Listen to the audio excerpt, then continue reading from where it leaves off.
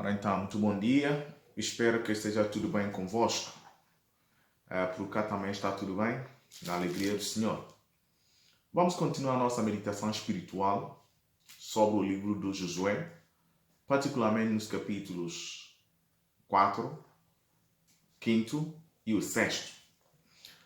No final do capítulo 3, vemos que todo o povo de Israel atravessou a pé enxuto o Jordão, com a indicação que temos no versículo 17 do capítulo 3. Os sacerdotes que levavam a arca da aliança do Senhor ficaram parados no leito seco, no meio do Jordão, enquanto todo Israel atravessava a pé enxuto, até que todos acabaram de atravessar. Tanto hoje iniciamos o capítulo 4, que já nos fala neste capítulo, é a primeira conquista em Gilgal. Dividimos este primeiro capítulo em 3. O capítulo 4, versículo 1 a 9, que fala de 12 pedras. Depois, capítulo 4, versículo 10 a 19, que o Senhor exalta Josué. Depois, no capítulo 4, versículo 20 a 24, que é a parte final, vai nos apresentar este memorial para gerações futuras. Tanto depois da travessia, Deus, através de Josué, instruiu o povo sobre um novo sistema de vida.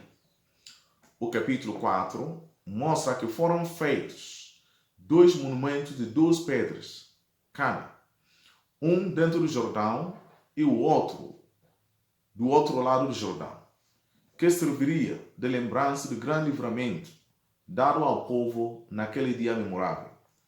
Quando o povo se acampou próximo de Jericó, que estava de portas cerradas, ninguém entrava e ninguém saía. Levantou Josué 2 pedras no meio do Jordão, exatamente no lugar onde os sacerdotes tinham ficado. Esse lugar devia ser sobre a margem oriental, onde eles puseram os pés ao entrar nas águas. Tanto indica que eles tinham entrado pelo rio adentro. Por isso, o monumento devia ficar facilmente visível durante a maior parte do ano. Observa que os 2 montes de 2 pedras davam testemunho do fato de que todas as tribos estavam juntas no deserto e entraram em Canaã ao mesmo tempo. E o levantamento do monumento em Gilgal, que é o primeiro mandamento, o primeiro acampamento dos israelitas em Canaã, e o seu quartel-geral, podemos chamar, para a conquista da terra foi em Gilgal, 3 a 4 quilômetros noroeste de Jericó.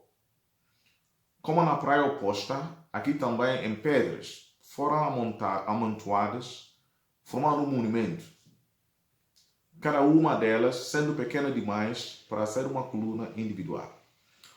Portanto, vemos em Gilgal Josué que ergueu as 2 pedras tiradas do Jordão. Depois, estas pedras deste monumento vai servir como uma lembrança que realmente aquele milagre que Deus fez para o seu povo. Portanto, no final, vemos, disse ele aos israelitas. No futuro, quando os filhos perguntaram aos seus pais, o que significam essas pedras? Expliquem eles. Aqui, Israel atravessou o Jordão em terra seca. Depois, no capítulo 5, chegamos ao acampamento em Gilgal. E neste capítulo encontramos 3 detalhes importantes. Primeiro, o rito da circuncisão foi celebrado. O maná cessou. E depois os israelitas começaram a comer os grãos da terra. E aí Josué foi confrontado com o líder do exército do Senhor. Certamente Josué precisava desta visão naquele momento. Como acabamos de lembrar, a nação de Israel negligenciou a observância do rito da circuncisão, que era o símbolo da aliança com Abraão. Lembra de que na aliança que Deus fez com Abraão, e ele deu a terra de Canaã a Israel. Mas eles haviam de abandonar esse rito durante aqueles anos que passaram no deserto. Tanto vemos a circuncisão dos homens, que já nos versículos 2 a 10. Por que Deus mandou fazer a circuncisão dos homens agora? Já foi ordenado em Gênesis 17. Obviamente, não pode se circuncidar duas vezes. É porque a circuncisão foi negligenciada durante esses anos todos no deserto. E tinha uma geração não circuncidada. Por isso, Deus mandou fazer agora.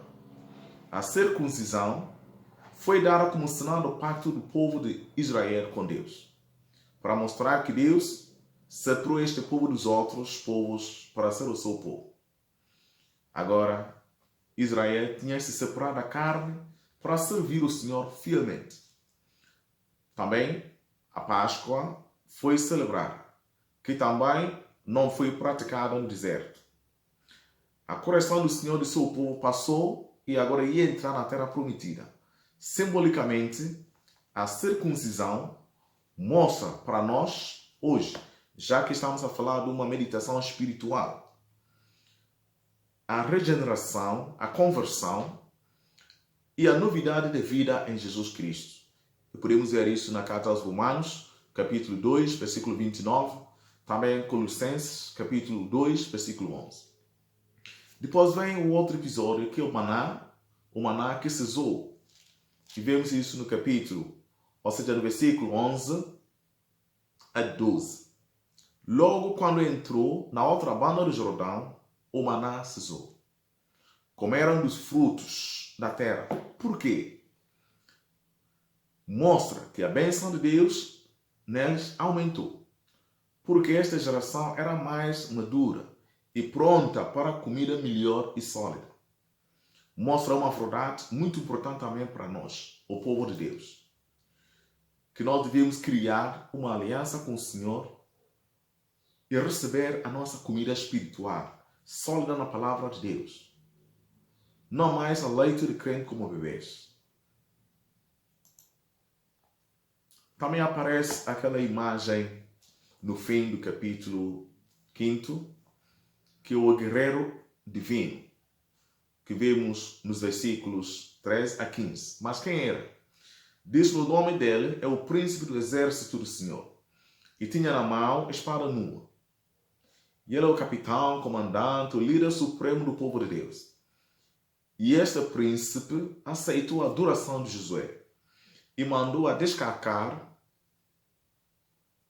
os pés, porque o lugar onde estava era um lugar santo. Depois, no capítulo 6, vamos prosseguir e chegamos à própria conquista da terra prometida. E nesse capítulo, a cidade de Jericó seria sitiada. A cidade foi cercada, as muralhas também caíram. A prostituta, Rabi, que já vimos, foi salva. E qualquer um que tentasse reconstruir a cidade era amaldiçoado. Portanto, este capítulo vai relatar a vitória dos israelitas sobre Jericó. Uma cidade bem fortificada, perto do rio Jordão. Esta primeira batalha da terra foi importante para mostrar ao povo o poder do Senhor e a sua fidelidade em cumprir as promessas feitas a eles e aos seus antepassados. Portanto, a luta e a vitória é do Senhor.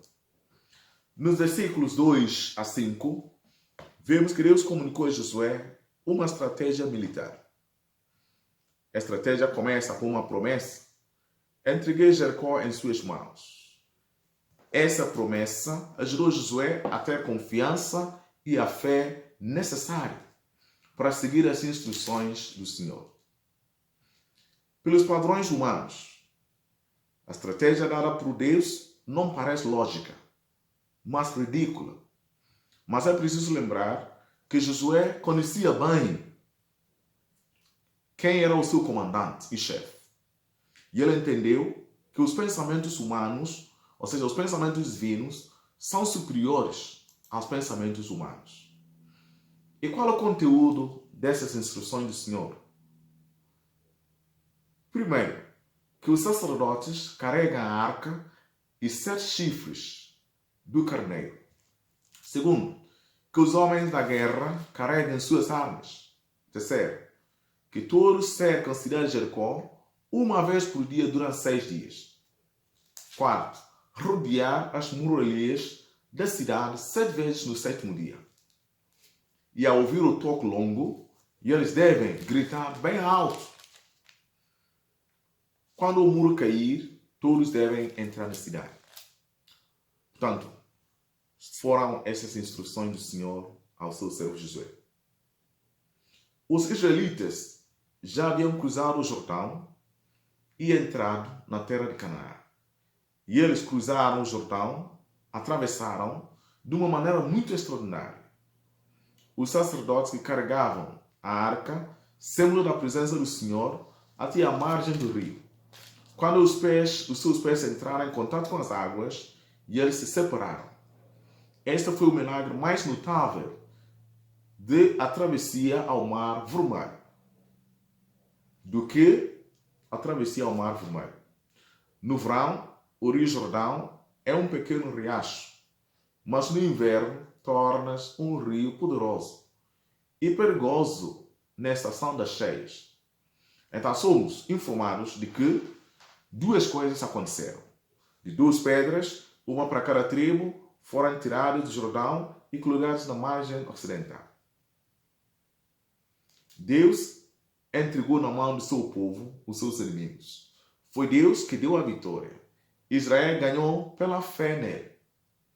Deus tinha em Jericó uma eleita que salvou pela sua graça. Sempre é assim na Bíblia que nós vemos esses acontecimentos. Deus salva os seus eleitos pela graça por meio da fé. Tanto na nossa vida pessoal, quando acontece alguma situação, saibamos colocar diante do Senhor, pedir a sua força. Deus buscou e salvou Rabi, a mulher prostituta que nós já vimos, que acolheu, protegeu e escondeu os espiões que foram enviados por Josué da destruição de Jericó. Não porque ela mereceu, mas porque Deus é misericordioso para com seus eleitos. Tanto neste capítulo, fazendo uma leitura espiritual, vemos que tipo de fé nos possibilita entrar na nossa terra prometida espiritual e receber o carisma para viver uma vida de santidade. Esse tipo de fé é prático. Não é nada místico, nem subjetivo. Não é difícil entender o conceito da fé. Fé é obediência. Obediência é uma expressão da fé. Porque fé é caminhar. A fé que caminha é a fé que funciona. É este tipo da fé que vence a batalha. A fé que vence a batalha de Jericó é a fé que funciona.